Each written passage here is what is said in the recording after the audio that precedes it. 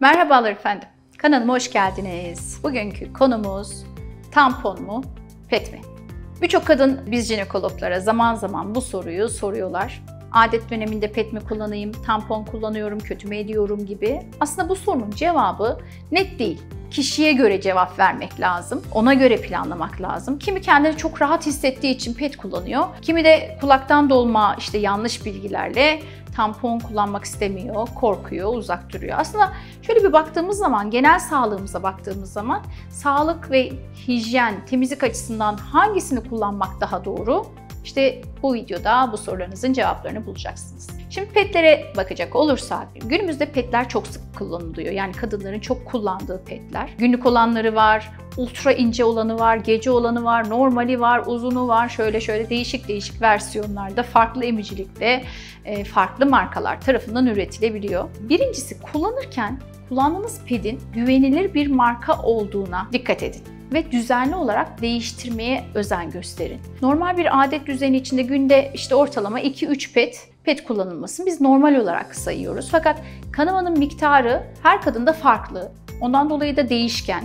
Kişinin hayatının farklı dönemlerinde de değişken. Yani bir kadının adetin ilk başladığı yıllarda, doğumdan sonra, menopoza yakın dönemlerde farklı değişkenlikte kanama miktarları olabiliyor. Ondan dolayı da bu sayı 2-3 bazen 4-5 olur en yoğun olduğu günde, bazen 1 olur. Burada sayıya çok da bakmamak lazım. Aşırı sıcak havalarda ya da alerjik bünyelerde de pet kullanımı ile ilgili farklılıklar oluşabilir. Pedin içerisinden böyle ürünler çıktığı zaman kendi etrafında bir ekstra daha sargısı oluyor dikkat ederseniz.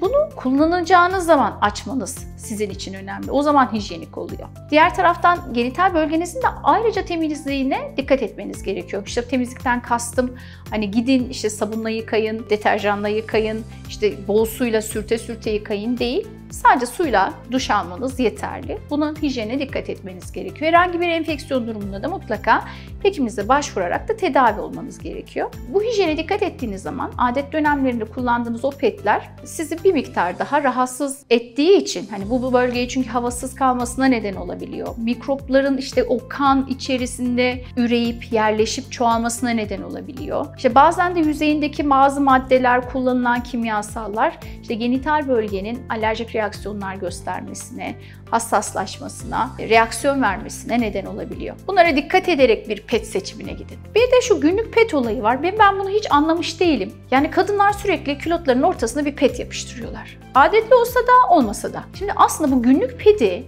niye üretmişler biliyor musunuz? Adetin başında bir lekelenme olur ya, onu için üretmişler. Bir de adet bittikten sonra böyle gene bir lekelenme olur. Onun için kullanılsın diye üretilmiş. Ama ne yapmışlar? Bizim halkımız, bir de bir pazarlama stratejisi bu. Her gün iç çamaşırının ortasına bantlıyoruz. Tenimize bir kimyasal dokunuyor, bütün gün dokunuyor, artıcı maddeler kullanılıyor. İçeriğinde tam olarak ne olduğunu bilmediğimiz şeyler üretiliyor. Bunların tenimize temas etmelerini istemiyoruz. Onun için de günlük pet kullanmayın. Hele parfümlüyse ekstradan uzak durun. Onun yerine günlük iç çamaşırınızı değiştirin. Yani çok zor bir şey değil ki. Açıkçası biz günlük iç çamaşırı değiştirmenizi tavsiye ediyoruz. Günlük pedi de amacına uygun kullanın. Nedir? Adetinizin başında ve sonunda o lekelenme durumlarında kullanın. Denize temas eden yerlerin de aslında pamuksu yüzey olduğuna dikkat edin. Ya da bambu olduğuna dikkat edin. Naylon, plastik ürünler sizi daha çok rahatsız eder, daha çok enfeksiyona ve bakterilerin üremesine yol açar. Petle ilgili bu kadar konuştuktan sonra tampona girmek istiyorum. Şimdi tampon farklı büyüklükle üretilmiş şeylerdir. Pedin nasıl ultrası var, ekstrası var, uzunu var, incesi var, kalını var, 1 damla 5 damlaya kadar versiyonları var. Farklı emiciliklerde üretilmiş. Tampon da aynı şekilde. Tamponun şöyle bir rahatlığı var. Kadın günlük aktivitelerinde, sosyal ortamlarında, sporunda hareket rahatlığı sağlıyor. Vajinada uzun süre kaldığı için de bizim genellikle üretilenler de bu şekildedir. Selüloz yoktur, deodorant yoktur, parfüm yoktur, kimyasal maddeler genellikle yoktur. Ama tabii ki yine içeriğini okuyun ve bilinen markaları tercih edin ki bundan kaynaklı herhangi bir olumsuz duruma rastlamayın. Peki tamponu nasıl kullanacaksın? Tamponunda small'u, medium'u, large, X large var. şu serçe parmağımın boyutuyla bundan bir tık daha büyük boyutlara ve uzun boyutlara kadar üretilebiliyor. Burada işte vajinanın genişliği, vajinanın uzunluğu, kanamanın miktarı hangi boy pedi kullanacağınıza karar vermenize yardımcı olacaktır size. Şimdi tamponu ne zaman kullanacaksınız? Nasıl kullanacaksınız? Bir kere kullanmadan önce mutlaka ellerinizi güzelce 3 dakika sabunla yıkamanız gerekiyor. Yani elleri iyice temizlemeniz gerekiyor. Bunu ya tuvalette oturarak ya da işte bacağınızın bir tanesini yukarıya kaldırıp klozetin üstüne koyarak yerleştirebiliyorsunuz. Şimdi tampon ne sağlıyor size? Vajinanın içinde yerleştiği için adet kanı içeride kalıyor, dışarıya akmıyor. Ve PET'te yaşadığınız o kötü koku da tamponda olmuyor. Çünkü dışarıya bir koku yayılmıyor. Ondan dolayı da hani kadınlar böyle kokuyla ilgili endişeye sahiplerse onlar için tampon kullanımı çok daha uygun olur. Kanamanın miktarına göre de tamponu değiştirmeniz gerekiyor. 2 ile 6 saat arasında.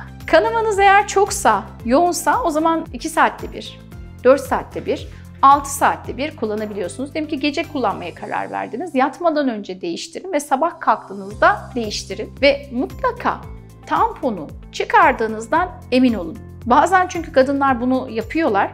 Tamponu çıkarmadan ikinci bir tamponu yerleştiriyorlar.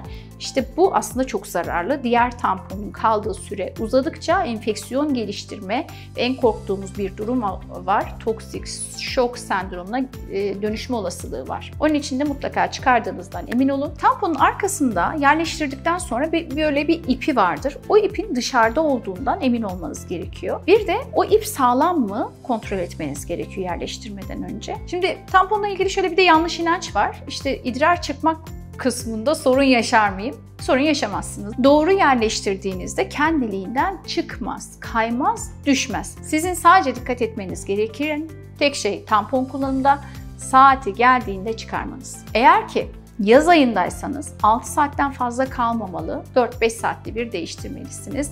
Kış aylarında 5 ile 6 saat arasında değiştirilebilir. Ama bizim size tavsiyemiz ne? Bir vajinal enfeksiyon olasılığına karşı böyle bir riskiniz varsa zaten kullanmayın ama bilmediğiniz bir enfeksiyon riskine karşı 4 saatte bir değiştirmeye özen gösterin. Yatmadan önce değiştirin, sabah kalktığınızda değiştirin. Bu şekilde kullandığınız zaman enfeksiyon riski olmaz. Bizim burada size önem verdiğimiz konu şu ve dikkat etmeniz gereken şu: toksik şok sendromu. Eğer ki sıcak havada tamponu 8 saatten fazla tuttunuz, değiştirmediniz, işte bu risk meydana gelebiliyor. Ne oluyor? İşte ateşiniz yükseliyor, başınız ağrıyor, işte kusuyorsunuz, ishal oluyorsunuz, tansiyonunuz düşüyor, boğaz ağrısı, eklem ağrısı oluyor. İşte böyle bir semptom varsa, bunlardan birkaç tanesi de varsa lütfen zaman kaybetmeden hekiminize gidin.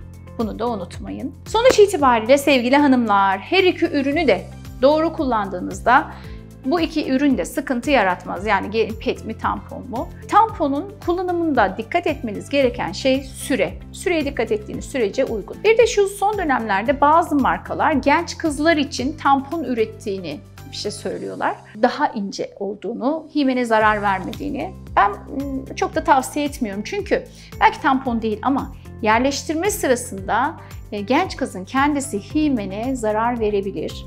Ondan dolayı da genç kızlara önermiyoruz. Koku sorunu olanlar PET kullanımı değil de tampon kullanımını öneriyoruz. Çünkü kokunun sebebi kanın havayla teması olduğu için. Kan havayla temas ettiğinde koku yaratıyor.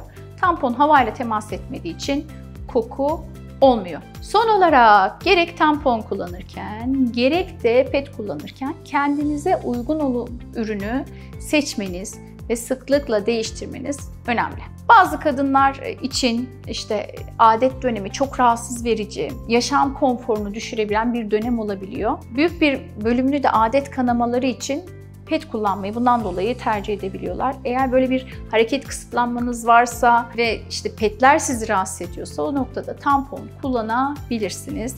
Tampon hijyenik PET'e göre çok daha konforlu ve rahat hareket ettirir size. Tampon kullanımı sırasında dikkat etmeniz gereken diğer bir konu ise elinizi öncesinde güzelce yıkadıktan sonra tamponu kendi paketinden çıkardıktan sonra başka hiçbir yere temas ettirmeden vajinaya yerleştirmeniz gerekiyor. Buna dikkat ettiğiniz sürece olumsuz herhangi bir şeyle karşılaşmazsınız. Ve bu ürünleri, yani tamponu adet döneminde kullanın. Onun dışındaki durumlarda işte bazı kadınlar bunu yaparlar, vajinaya pamuk yerleştirirler, tampon yerleştirirler. Akıntılardan rahatsız oldukları için vajinal enfeksiyon durumlarında da tamponu yerleştirirler adet olmadıkları halde. İşte bu aslında enfeksiyonun çoğalmasına neden olabilir. Siz olun, adet dönemi dışında vajinaya tampon yerleştirmeyin. Evet efendim, kısacası gerek tampon kullanımı, gerek pet kullanımı, tüm hijyenik kurallara uyduğunuz zaman tampon kullanımı sizin için sağlık açısından hiçbir zaman bir sorun ve olumsuz etkiye sahip değildir. Umarım sorularınızın cevaplarını bu videoda bulabilmişsinizdir. Bir sonraki videoda görüşmek dileğiyle. Kanalıma abone olmayı, yeni videolardan bildirim almak için zile tıklamayı ve aşağıya yorum yapmayı unutmayın. Görüşmek dileğiyle, sevgiyle kalın.